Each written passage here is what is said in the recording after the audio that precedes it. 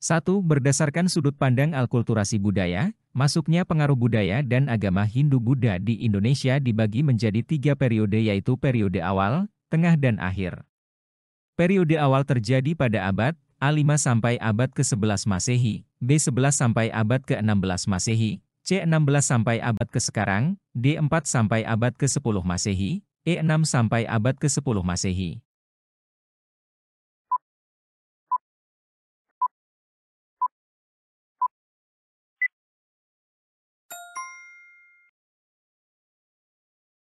Berdasarkan sudut pandang akulturasi budaya, masuknya pengaruh budaya dan agama Hindu-Buddha di Indonesia dibagi menjadi 3 periode yaitu periode awal, tengah dan akhir.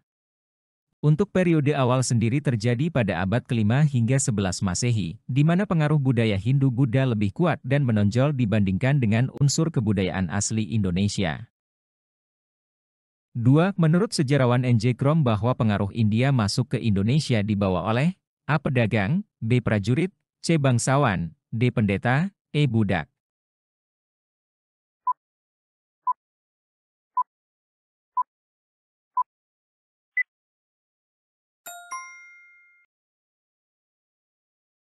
Sejarawan N.J. Krom berpendapat bahwa pengaruh India masuk ke Indonesia dibawa oleh pedagang. Ini berdasarkan pada bukti-bukti historis yang menunjukkan adanya hubungan perdagangan antara India dan Indonesia sejak zaman kuno. 3. Dampak negatif dengan masuknya pengaruh India ke Indonesia diantaranya adalah A. Bangsa Indonesia mengenal bentuk-bentuk perdagangan, B. Hilangnya kebudayaan asli Indonesia, C. Munculnya kota-kota pelabuhan di seluruh wilayah Indonesia, D. Terjadinya perang saudara, E. Munculnya masa penjajahan di Indonesia.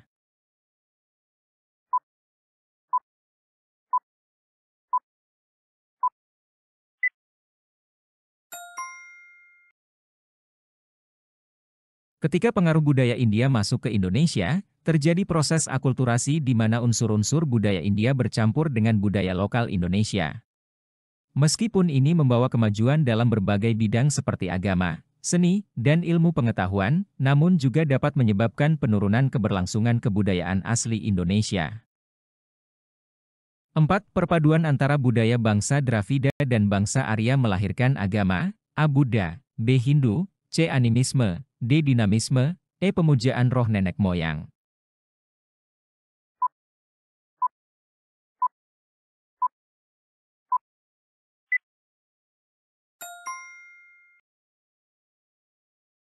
Perpaduan antara budaya bangsa Dravida dan bangsa Arya melahirkan agama Hindu. Ini terjadi melalui proses akulturasi budaya antara kedua budaya tersebut di wilayah India kuno. Bangsa Dravida merupakan kelompok etnis asli India Selatan, sedangkan bangsa Arya merupakan kelompok Indo-Eropa yang masuk ke wilayah India Utara melalui migrasi.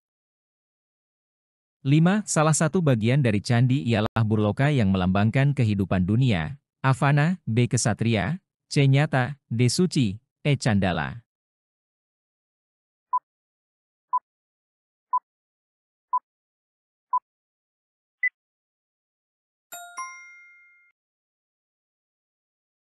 Burloka melambangkan dunia manusia, Buvarloka melambangkan dunia orang-orang yang tersucikan, dan Svarloka melambangkan dunia para dewa. 6. Masuknya agama Hindu-Buddha di Indonesia memberikan pengaruh bagi sistem pemerintahan di Indonesia, yaitu dengan lahirnya sistem pemerintahan, A. Dewa manusia, B. Alam semesta, C. Barang goib, D. Kesultanan, E. Dewa raja.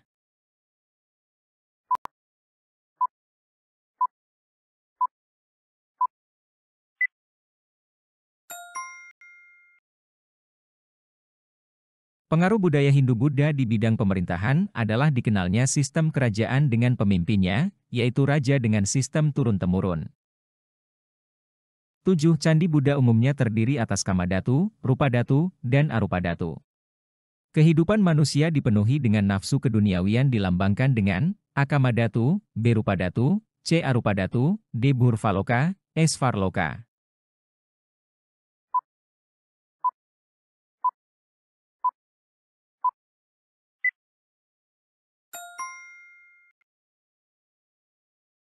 Kamadhatu merupakan sebuah struktur terendah candi. Tingkat terendah candi yang melambangkan dunia yang dipenuhi manusia. dunia yang bertentangan dengan ajaran Buddha karena berbagai bentuk nafsu terdapat di sini. Kamadhatu juga ditafsirkan sebagai kehidupan anak manusia, yang menuruti berbagai bentuk kehidupan nafsu, duniawi dan keegoisan. 8 sistem kepercayaan yang berkembang di Indonesia sebelum datangnya agama Hindu-Buddha ialah A. Ateisme dan politeisme, B. Panteisme dan ateisme, C. Totemisme dan ateisme, D. Animisme dan dinamisme, E. Politeisme dan monoisme.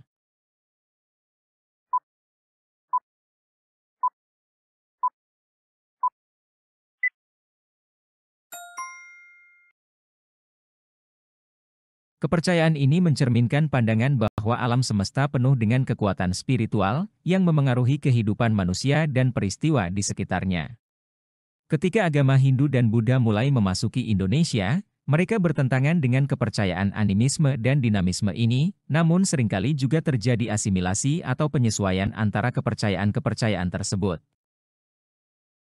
9. Tujuan utama stratifikasi kasta dalam agama Hindu adalah A. Agar kasta Brahmana tidak bercampur dengan kasta Waisya, B. Agar kasta Ksatria tidak bercampur dengan kasta Sudera, C. Ras Dravida tidak ingin terjadi percampuran darah dengan ras Arya, D. Ras Arya tidak ingin terjadi percampuran darah dengan ras Dravida, E. Agar ras Arya, ras Dravida tidak bercampur dengan penduduk Sungai Indus.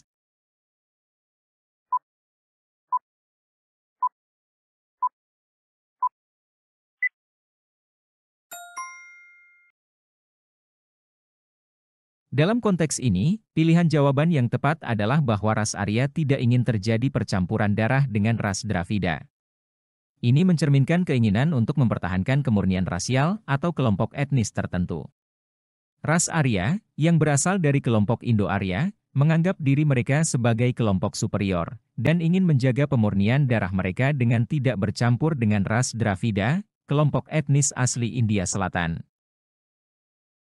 10. Menurut Hussein Jayadiningrat, Islam mau ke Indonesia berasal dari A. Persia, B. India, C. Mesir, D. Gujarat, E. Afrika.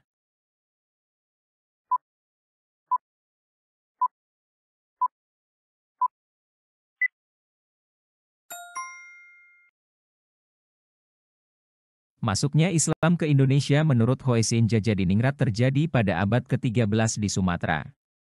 Pendapat ini didasari oleh persamaan budaya yang berkembang di kalangan masyarakat Islam Nusantara dengan budaya di Persia. 11. Bersatunya kembali Mataram kuno ketika terjadi perkawinan politik antara Pramodawardhani dari dinasti Shailendra dengan A. Rakai Pikatan, B. Rakai Panangkaran, C. Rakai Watuhumalang, D. Rakai Warak, E. Rakai Garung.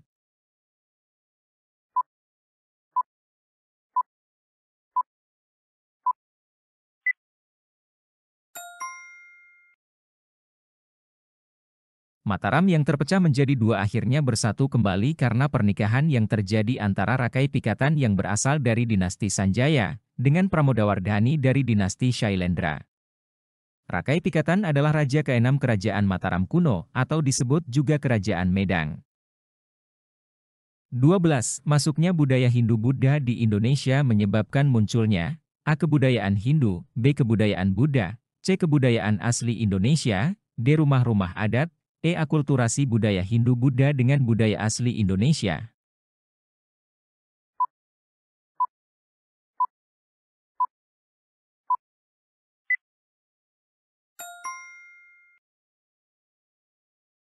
Masuknya budaya Hindu-Buddha di Indonesia pada masa lampau telah menyebabkan munculnya akulturasi budaya antara ajaran Hindu-Buddha dengan budaya asli Indonesia. Proses akulturasi ini terjadi ketika ajaran dan praktik keagamaan Hindu-Buddha bertemu dengan kepercayaan dan tradisi lokal yang sudah ada di Indonesia pada waktu itu. 13. Sang Buddha Gautama mendapatkan gelar Tathagata yang artinya A. Mencapai nirwana, B. Mencapai kenyataan, C. Mencapai pencerahan, D. Mencapai kemuliaan, E. Meraih penjelasan agama.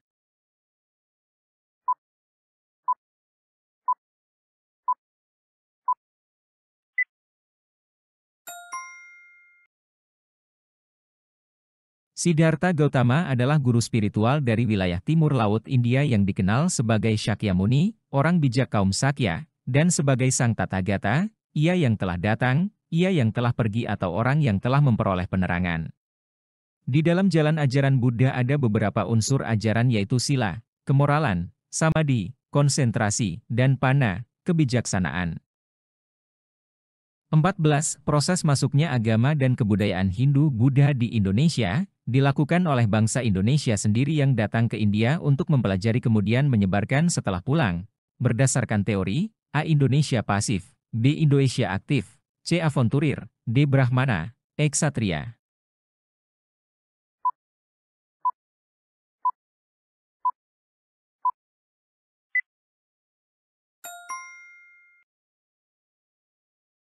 Teori, Indonesia aktif menyatakan bahwa proses masuknya agama dan kebudayaan Hindu-Buddha ke Indonesia tidak terjadi secara pasif, tetapi melalui inisiatif aktif dari masyarakat Indonesia sendiri. Menurut teori ini, bangsa Indonesia yang datang ke India tidak hanya sekadar menerima pengaruh budaya dari India, tetapi mereka juga secara aktif mempelajari agama dan kebudayaan Hindu-Buddha di sana. 15. Pembawa kebudayaan Hindu-Buddha ke Indonesia berdasarkan teori Waisya adalah golongan A. Pedagang, B. Prajurit, C. Bangsawan, D. Petualangan, E. Pendeta.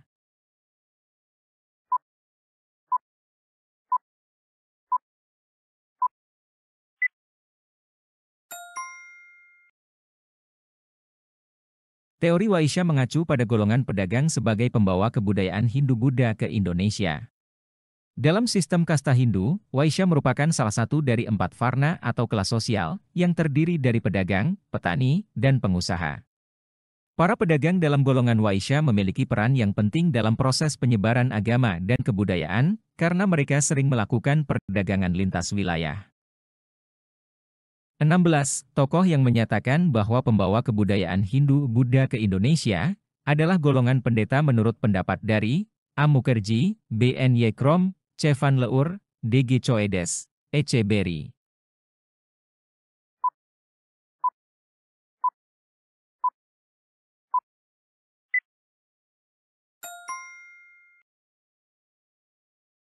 Teori Brahmana menyatakan bahwa agama Hindu dan Buddha masuk ke Indonesia dibawa oleh kaum Brahmana, pendeta, yang diundang para penguasa di Indonesia.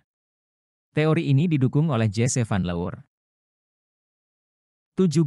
Teori masuknya agama Hindu dan Buddha memiliki beberapa perbedaan yang menyatakan bahwa penyebaran agama Hindu di Indonesia dilakukan dengan melakukan kolonisasi daerah-daerah di Indonesia, kemudian mendirikan kerajaan Hindu adalah teori A. Brahmana, B. Ksatria, C. Waisya, D. Sudra, E. Arus balik.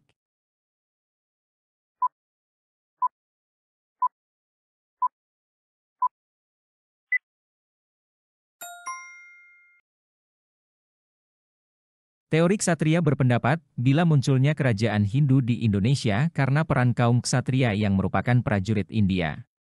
Para prajurit ini diduga mendirikan koloni-koloni di Kepulauan Indonesia dan Asia Tenggara. 18. Masuknya Hindu dan Buddha berpengaruh terhadap sistem penanggalan, yaitu A. Hijriah, B. Saka, C. Jawa, D. Masehi, E. Cina.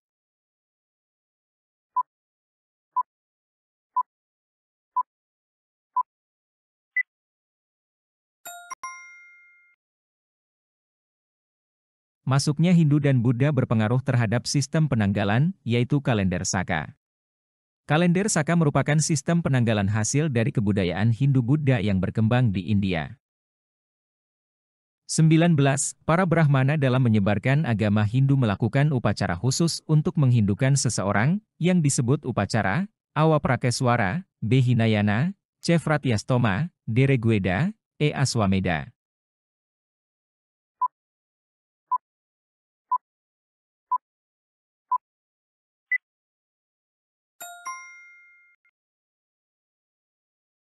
Mereka diundang untuk melakukan upacara khusus, yaitu Fratyastoma yang dapat menghindukan seseorang. Kemudian mereka mendapatkan kedudukan terhormat, seperti menjadi purohita atau penasihat raja karena menguasai kitab-kitab suci.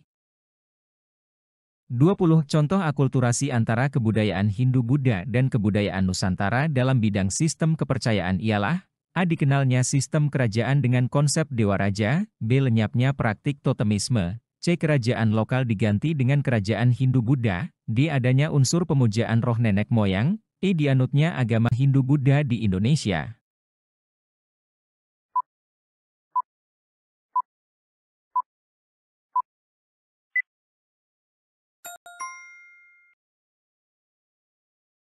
Adanya unsur pemujaan roh nenek moyang di upacara keagamaan atau pemujaan terhadap para dewa di candi, merupakan jawaban yang dianggap tepat karena terdapat unsur-unsur perpaduan dari kepercayaan dan kebudayaan setempat dengan agama Hindu-Buddha. 21. Berdasarkan bukti sejarah kerajaan Hindu tertua di Indonesia adalah Kerajaan A. Sriwijaya, B. Kalingga, C. Kutai, D. Tarumanegara, E. Majapahit.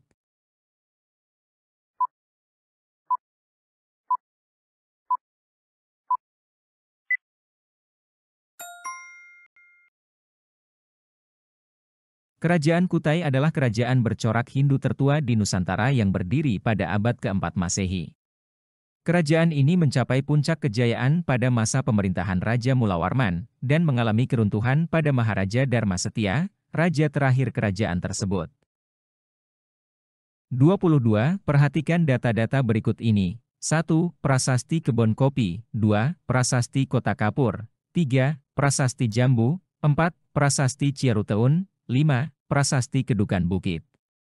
Prasasti peninggalan Kerajaan Tarumanegara ditunjukkan pada nomor A1, 2, dan 3, B1, 3, dan 4, C2, 3, dan 4, D2, 4, dan 5, E3, 4, dan 5.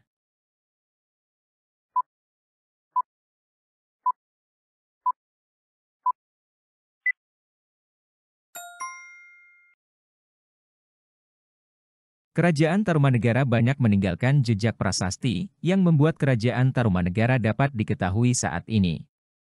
Adapun beberapa peninggalan prasasti Tarumanegara di antaranya adalah sebagai berikut: Prasasti Ciaruteun, Prasasti Kebon Kopi, Prasasti Tugu, Prasasti Batu Tulis, Prasasti Jambu, Prasasti Muara Cianteun, Prasasti Pasir Awi, Prasasti Cidanghiang.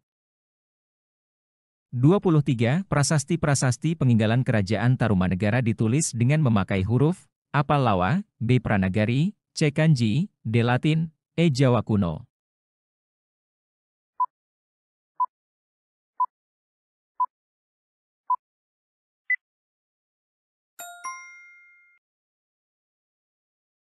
Huruf Pallawa adalah salah satu sistem penulisan aksara kuno yang digunakan di wilayah Nusantara, terutama pada masa Hindu-Buddha. Sistem penulisan ini berasal dari India dan digunakan dalam penulisan berbagai prasasti, manuskrip, dan naskah kuno di berbagai kerajaan Hindu-Buddha di Nusantara, termasuk Kerajaan Tarumanegara. 24. Prasasti Kota Kapur menunjukkan kedudukan para bangsawan yang terdiri atas putra raja dan kaum kerabat. Putra raja sebagai putra mahkota disebut dengan istilah Ayuwaraja, B. Kumararaja, C. Ratiwaraja, D. Raja Kuman, E. Puhavan.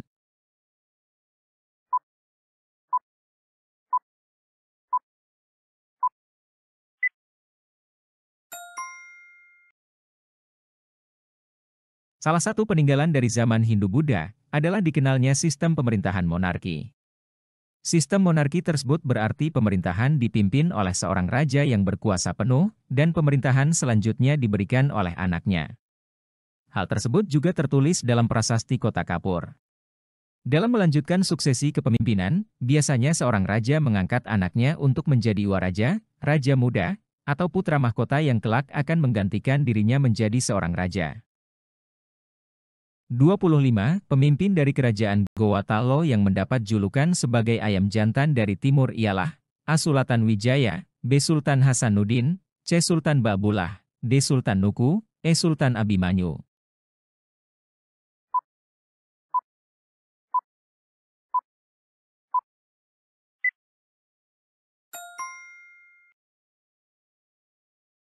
Sultan Hasanuddin adalah salah satu tokoh penting dalam sejarah Kerajaan Gowatalo yang terletak di Sulawesi Selatan, Indonesia. Ia merupakan salah satu tokoh yang kuat dan berpengaruh dalam pertahanan kerajaannya terhadap serangan kolonial Belanda. Julukan, ayam jantan dari timur, menunjukkan ketegasan, keberanian, dan kekuatan kepemimpinan Sultan Hasanuddin dalam melindungi wilayahnya dari serangan asing.